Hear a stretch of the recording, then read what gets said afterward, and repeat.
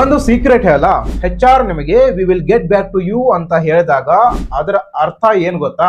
ನೀವು ಇಂಟರ್ವ್ಯೂ ನಲ್ಲಿ ಸೆಲೆಕ್ಟ್ ಆಗಿಲ್ಲ, ಬಟ್ ಅದನ್ನ ಹೇಳೋ ಗಟ್ಸ್ ನಮಗಿಲ್ಲ ಅಂತ ಅರ್ಥ. ನೀವು ಆಫರ್ ಲೆಟರ್ ಬರಬಹುದು ಅಂತ ಕಾಯ್ತಾನೆ ಇರ್ತೀರಾ, ಅವ್ರು ನಿಮ್ಗೆ ವಾರಗಟ್ಟಲೆ ಕಾಯುವಂತೆ ಮಾಡ್ತಾರೆ. ಒಂದು ಕಾಲ್ ಮಾಡಿದ್ರೆ ರಿಸೀವ್ ಮಾಡಲ್ಲ, ಒಂದು ಇಮೇಲ್ಗೆ ರಿಪ್ಲೈ ಮಾಡಲ್ಲ, ಅಥವಾ ಒಂದು ಮೆಸೇಜ್ಗೆ ಅವರು ರೆಸ್ಪಾನ್ಸ್ ಮಾಡಲ್ಲ.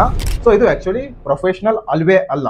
ಆದ್ರೆ ಇನ್ನು ಮುಂದೆ ಕಾಯ್ಬೇಡಿ, ಇಂಟರ್ವ್ಯೂ ಮುಗಿದ 4-5 ದಿನಗಳಲ್ಲಿ ಅವರಿಗೆ ಕಾಲ್ ಮಾಡ್ತಿರೋ, ಇಮೇಲ್ ಮಾಡ್ತಿರೋ, ಮೆಸೇಜ್ ಮಾಡ್ತಿರೋ, ಸೊ ಅವರು ರೆಸ್ಪಾನ್ಸ್ ಮಾಡೋ ತನಕ ಮಾಡಿ ಫೀಡ್ಬ್ಯಾಕ್ ಕೇಳಿ. ಸ್ನೇಹಿತರೆ ನೆನಪಿರಲಿ, ನೀವು ದುರ್ಬಲರಲ್ಲ, ನೀವು ವೃತ್ತಿಪರರು. ನಿಮ್ಮ ಸಮಯಕ್ಕೆ ಬೆಲೆ ಇದೆ. ಒಂದು ಇಂಟರ್ವ್ಯೂ ಫೇಲ್ ಆದ್ರೂ ಪರವಾಗಿಲ್ಲ, ಮತ್ತೆ ತಿದ್ಕೊಳ್ಳಕ್ಕೆ ನಿಮಗೆ ಅವಕಾಶ ಇದೆ. ಪ್ರತಿ ಇಂಟರ್ವ್ಯೂ ನಲ್ಲಿ ಕಲಿತೀರಾ, ನೀವು ಯಾವ ವಿಷಯದಲ್ಲಿ ಲ್ಯಾಕ್ ಆಗ್ತಿದ್ದೀರಾ ಅನ್ನೋದನ್ನ ನೋಟ್ ಮಾಡ್ಕೊಳ್ಳಿ. ಆ ವಿಷಯದ ಮೇಲೆ ಮತ್ತೆ ಪ್ರಿಪೇರ್ ಆಗಿ ಮತ್ತೆ ಇಂಟರ್ವ್ಯೂ ಕೊಡ್ತಾನೆ ಇರಿ. ಒಂದು ಆಫರ್ ಲೆಟರ್ ನಿಮ್ಮ ಇಮೇಲ್ ಅಲ್ಲಿ ಬಂದು ಬೀಳೋ ತನಕನೂ ಕೂಡ ನೀವು ಇಂಟರ್ವ್ಯೂ ಕೊಡೋದು ನಿಲ್ಲಿಸಲೇಬೇಡಿ. ಒಂದು ಇಂಟರ್ವ್ಯೂ ಮುಗಿದ ನಂತರ ಕಾಯಕ್ ಹೋಗ್ಬೇಡಿ, ಮತ್ತೊಂದು ಇಂಟರ್ವ್ಯೂ ಕೊಡ್ತಾನೆ ಇರಿ. ಹಾಗೇನೆ ಇಂಟರ್ವ್ಯೂಗೆ ಹೇಗೆ ಪ್ರಿಪೇರ್ ಆಗ್ತೀರಿ ಅನ್ನೋದು ತುಂಬಾ ಇಂಪಾರ್ಟೆಂಟ್ ಆಗುತ್ತೆ. ನೀವು ಇಂಟರ್ವ್ಯೂ ಅಂತ ಕಮೆಂಟ್ ಮಾಡಿ ಹೇಗೆ ಪ್ರಿಪೇರ್ ಆಗೋದು ಅನ್ನೋದು ಒಂದಿಷ್ಟು ಬೇಸಿಕ್ಸ್ ಐಡಿಯಾಸ್ ಇದೆ, ಅದನ್ನ ನಿಮ್ ಜೊತೆ ನಾನು ಶೇರ್ ಮಾಡ್ತೀನಿ. Thank you.